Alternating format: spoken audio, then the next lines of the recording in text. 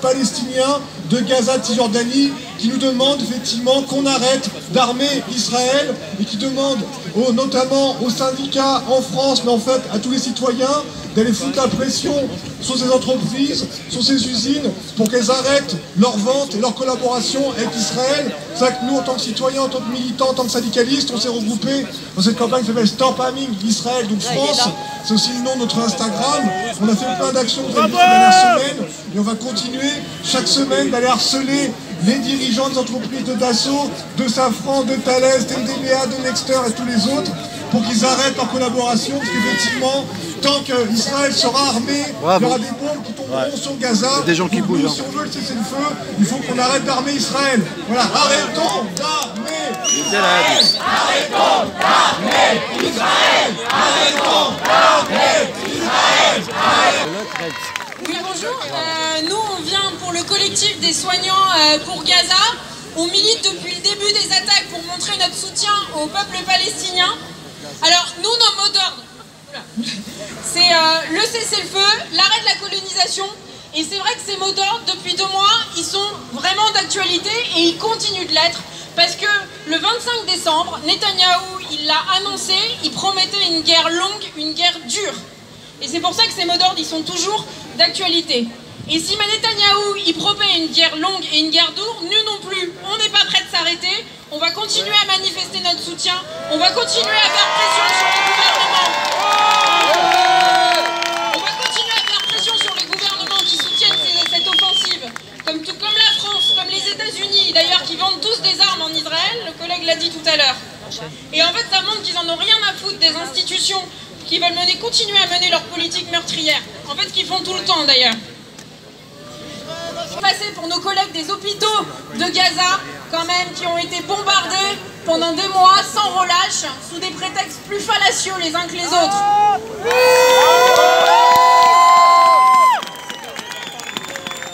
Israël, assassin! Mais en fait, toutes ces horreurs aujourd'hui, il n'y a personne qui peut dire qu'il n'est pas au courant. C'est connu de tous, tout le monde le sait. Et c'est pour ça qu'en fait, il faut qu'on continue à faire pression. Et il y a même quand même une partie de la population israélienne qui commence à s'insurger de ce qui se passe là-bas en Israël, de ce qui se passe là-bas à Gaza. Et ça, il faut aussi quand même qu'on continue à le dire. Oui, on a. Et en fait... Là, je suis pas d'accord avec elle. En fait, voilà, ce qui se passe, c'est que les grandes puissances, elles ferment les yeux parce qu'en fait, ça leur permet de faire du business, ça leur permet d'avoir aussi un État qui leur fait le gendarme dans la région et c'est ça qui les arrange. Et en fait, il faut quand même savoir que les gens qui votent, qui soutiennent ce génocide, c'est les mêmes qui aujourd'hui sont en train de voter et de nous imposer la loi Darmanin, cette loi raciste quand même. Et donc oui, nous ce qu'on dit, et c'est pour ça qu'on a constitué aussi ce collectif, c'est pour continuer à dénoncer ces massacres, pour en parler autour de nous, pour convaincre nos collègues absolument qui viennent en manifestation, pour en discuter autour de nous, dans les hôpitaux, dans nos services. Et parce que nous, ce qu'on pense, c'est que c'est par la mobilisation que le cessez-le-feu et la colonisation, tout ça, on pourra aider à s'arrêter. Et voilà, et nous ce qu'on veut, c'est que ça cesse maintenant. 40 bébés décapités, que ce soit les femmes violées qui n'ont jamais existé, et Israël est obligé de le reconnaître maintenant. Et le fait aussi que ce sont les Apaches, les hélicoptères et les avions israéliens qui ont tué une grande partie des gens le 7 octobre, notamment lors de la rave party qui avait lieu, eh bien, on n'a entendu que des mensonges, c'est-à-dire voilà, que Rafah, le sud de la bande de Gaza, était une zone sûre et une fois que tout le monde était là, eh ben, ils se sont mis à bombarder aussi bien les gens dans les maisons que dans les tentes. Voilà, ce sont des terroristes, et alors sur le problème des agressions des femmes, vu qu'eux n'arrêtent pas d'agresser les femmes palestiniennes de différentes manières, je passe la parole à Anan. En tant que femme, j'affirme un positionnement radicalement solidaire et inconditionnel contre toute forme de violence sur les femmes palestiniennes commise par les soldats de l'occupation israélienne. La famille de l'une des victimes des événements du 7 octobre 2023 a nié les allégations de viol en réponse à une activiste de la propagande israélienne. La famille a accusé le New York Times d'avoir manipulé ces témoignages. Le journal israélien Haaretz indique que la police israélienne n'a à ce jour trouvé aucun témoin oculaire, confirmant que des agressions sexuelles ont été commises par le Hamas le 7 octobre.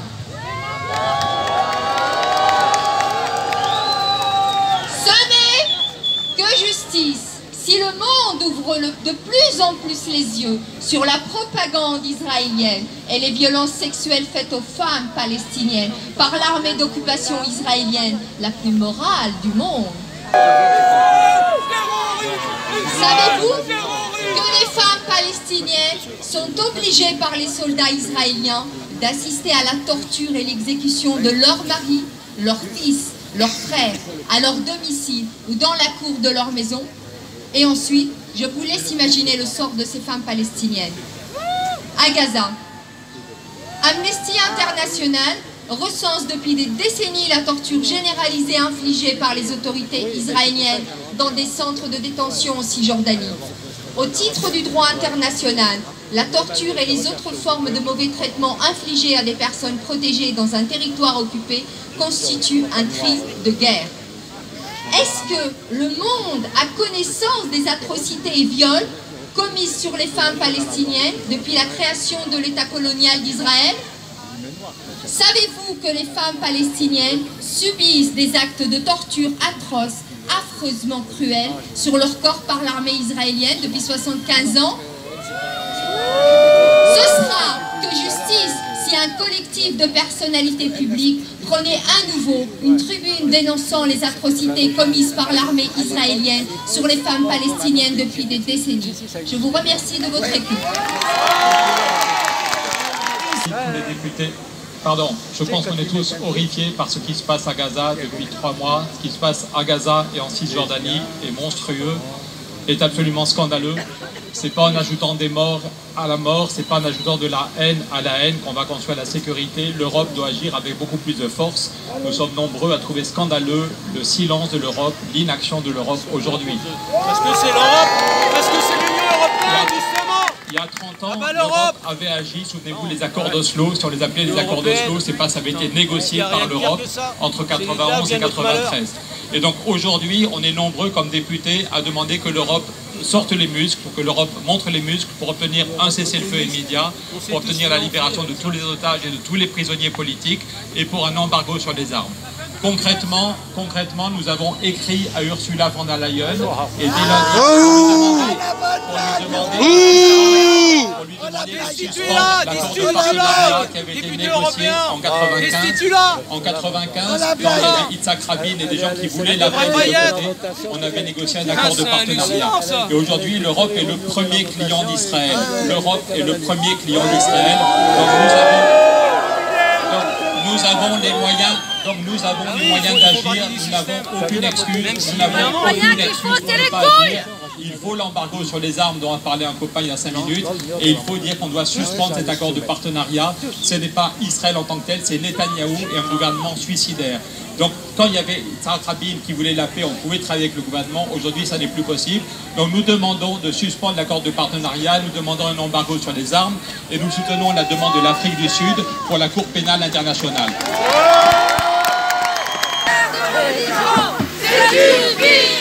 Ça s'appelle colonisation. Ça s'appelle colonisation. Ça s'appelle colonisation. Ça s'appelle colonisation. Ça s'appelle colonisation. Est reconnu. Il n'y a pas de peuple élu. Seul le droit est reconnu. Il n'y a pas de peuple élu. Seul le droit est reconnu. Alors je passe maintenant la parole à Oriane. Palestine vaincra. Et pour nous, il est essentiel d'ajouter toujours à ce mot d'ordre si juste: Palestine vivra, Palestine vaincra. Libérez Georges Abdallah.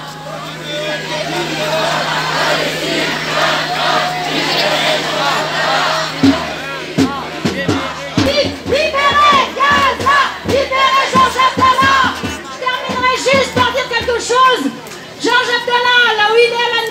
doit nous entendre. Georges Abdallah, tes camarades sont là. Georges Abdallah, tes camarades sont là. Georges Abdallah, tes camarades sont là. Georges Abdallah, tes camarades sont là. Merci à tous. Non, Georges Abdallah, c'est le visage de Georges Abdallah. Dans le drapeau là. Bonjour, j'ai écouté tout à l'heure, vous avez mené une action vis-à-vis de l'Europe et tout.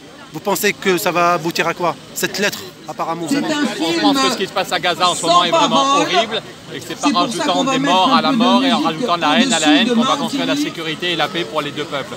Donc il faut absolument stopper, il faut obtenir un cessez-le-feu à Gaza. Et nous, comme députés, on a demandé de suspendre l'accord de partenariat entre Israël et l'Europe. L'Europe est le premier client d'Israël, on doit agir. On a parlé des accords d'Oslo en 93, c'est l'Europe qui avait aidé pour négocier les accords d'Oslo. Aujourd'hui, il faut montrer le muscle pour obliger le gouvernement Netanyahou à un cessez-le-feu. Il faut obtenir la libération des otages et des prisonniers politiques. Et pour ça, il faut mettre la pression, un embargo sur les armes et suspendre l'accord de partenariat qui avait été signé en 1995 avec Yitzhak Rabin. Il avait été négocié avec le gouvernement d'Yitzhak Rabin quand le gouvernement voulait la paix. Et puis l'extrême droite a tué Yitzhak Rabin. Aujourd'hui, l'extrême droite est au pouvoir. On ne peut pas accepter que ces peuples continuent à s'affronter. C'est l'horreur au quotidien. Vous pensez sincèrement que Van der Leyen va faire bouger les choses? Je pense que tout le monde a compris aujourd'hui qu'en tout cas, on est nombreux, si je suis là aujourd'hui, c'est qu'on est nombreux à dire c'est l'horreur. C'est l'horreur de voir des milliers d'hommes et de femmes complètement innocents. On est d'accord sur ça. Et donc, on sait que Van der Leyen va faire quelque chose. Mais c'est pas elle tout seul, c'est pas elle tout seul. C'est pas elle tout seul qui décide. On est 700 députés, il y a 27 pays, il y a plus de 300 millions d'habitants. Et je crois qu'il y a des gens qui étaient sous le choc le 7 et le 8 octobre, qui étaient juste sous le choc, et qui aujourd'hui se disent au bout de 3 mois, il faut tout faire pour stopper Netanyahou. Netanyahou a provoqué la plus grave crise pour Israël. Netanyahou est au pouvoir depuis 1996, c'est le premier ministre qui est resté le plus longtemps en Israël, et c'est un drame pour son pays, c'est un drame pour la Palestine, c'est un drame pour la paix. Donc je pense qu'il faut tout faire pour stopper Netanyahou et ceux avec qui il gouverne. Et que l'Europe a une responsabilité, on est une grande puissance. Après la Shoah, on a poussé pour créer l'État d'Israël. Aujourd'hui, il faut qu'on aide à faire la paix. C'est un drame pour les Juifs eux-mêmes déjà. Bien sûr. Aujourd'hui, il y a des manifestations. C'est les premières victimes. Il y a des manifestations aussi en Israël pour demander à Netanyahou de s'arrêter. C'est les premières victimes. Je trouve une simple lettre, c'est pas suffisant en fait. Pardon, excuse-moi. En fait, une simple lettre, elle n'est pas suffisante pour cesser le feu. Il y a 30 000 morts en ce moment. Il y a 15 000 enfants morts. Je suis là aujourd'hui, c'est bien que je partage votre... Non mais je suis... Non,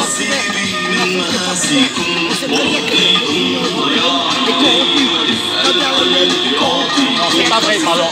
S'il n'y avait pas eu l'Europe, il n'y aurait jamais eu les accords d'Oslo. Pardon, on parle des accords d'Oslo, ça a commencé à Madrid en 91, et c'est l'Europe qui a poussé à faire la paix. On voit que ça marche pas. Et oui, c'est pour ça qu'il faut aujourd'hui que l'Europe sorte les muscles et qu'on dise il faut stopper ce massacre, il faut un cessez-le-feu immédiat, il faut un embargo sur les armes. Elle fait partie du jeu. L'Europe, elle fait partie du jeu. L'Europe, on n'est pas tous d'accord. Voilà, il y a un débat, tout le monde n'est pas d'accord. Il y a 700 députés. Tous les députés ne sont pas d'accord. Il y a un débat et on met la pression. Le problème avec l'Europe, c'est qu'il y a des députés. C'est qu'il y en a un qui ne sont pas d'accord. Il faut annuler les... Aujourd'hui, l'état des problèmes, c'est la règle de l'unanimité. Voilà.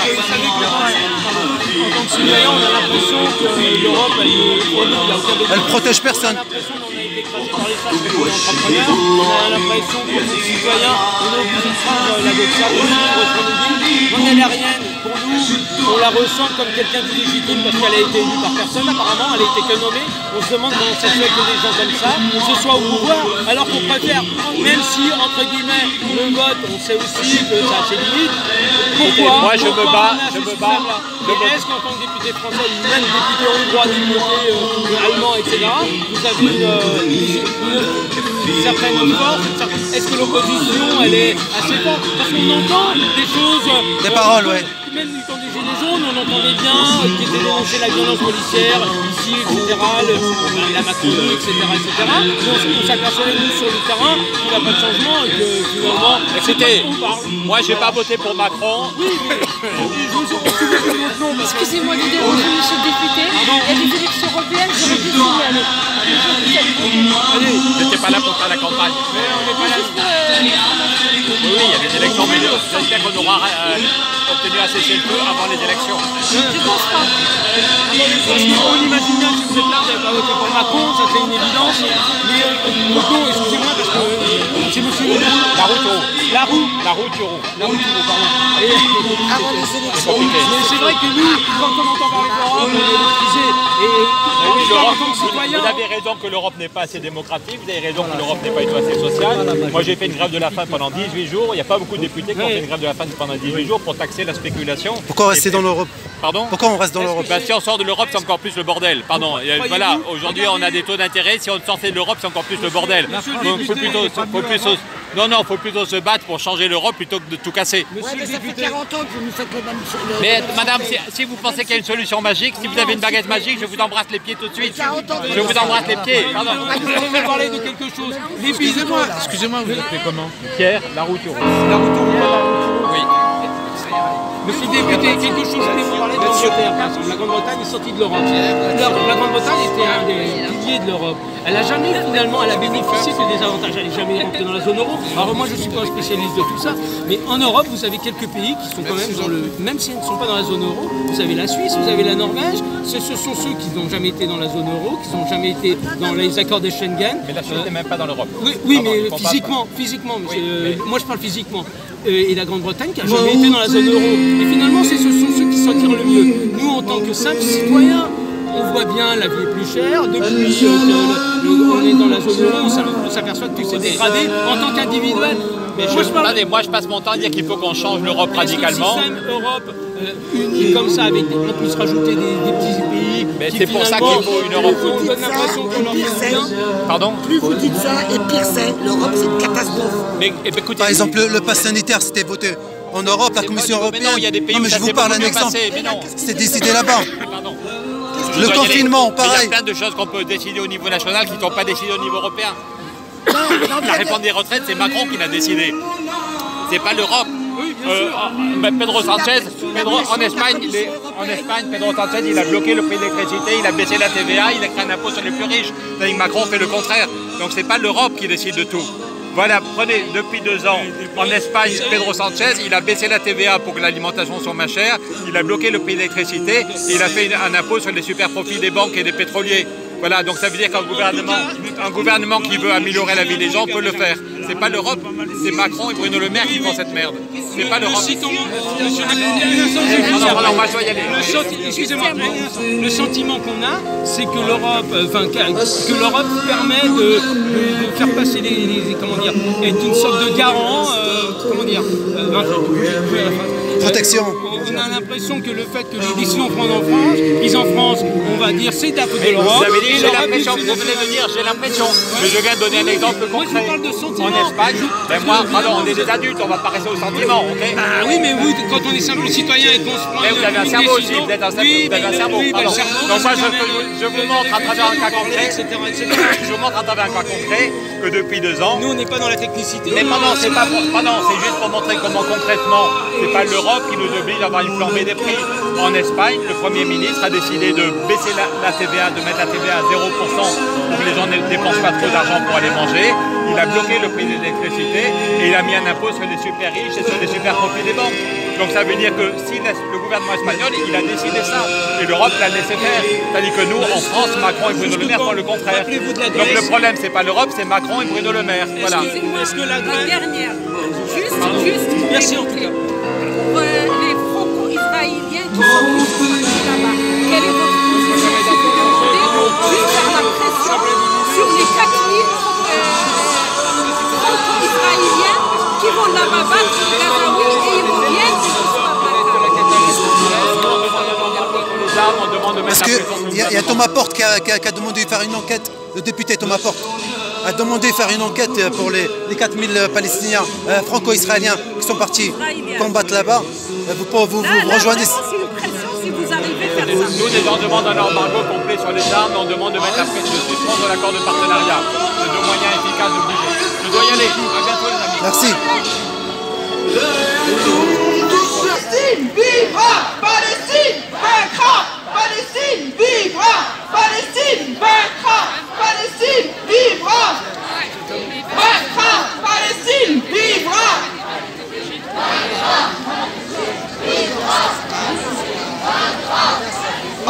là, on est là, même si Macron ne veut pas, nous on est là, pour l'honneur de la Palestine et tous ceux qu'on assassine, même si Macron ne veut pas, nous on est là, on est là, on est là, même si Macron ne veut pas, nous on est là, pour l'honneur de la Palestine et tous ceux qu'on assassine, même si Macron ne veut pas, nous on est là, on est là, on est là, même si Macron ne veut pas, nous on est là, pour l'honneur de la Palestine et tous ceux qu'on assassine, même si Macron ne veut pas, nous on est là, on